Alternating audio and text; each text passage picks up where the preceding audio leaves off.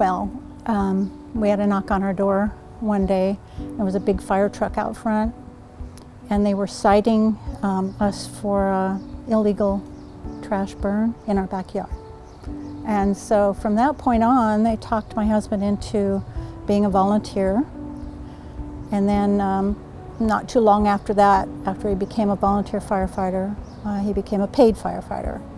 And then I joined the Ladies in White later on in 1963.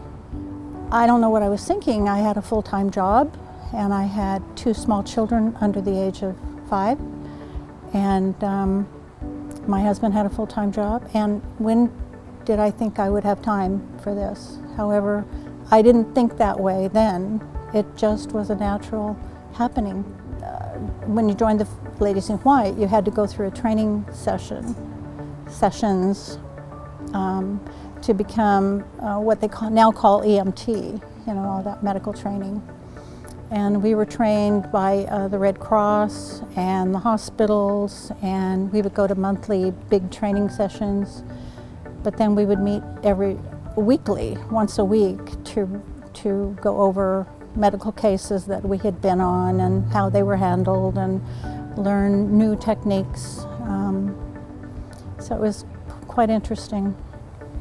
I go straight from my home to the address of the call. And a lot of times we really didn't know what we were in for.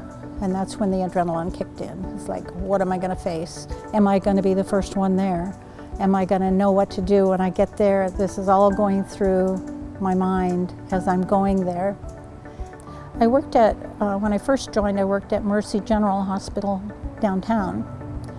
And then I worked at Mercy San Juan Hospital. Well, we as a total rescue squad, we had about 550 calls a year. But I can't tell you how many I went on. It's just when you're available. I would call in this dispatch and say, this is Janie Mcbride, I'm available for calls. It's a 1953 Pontiac, and I never got to drive it because I didn't live near Central Station.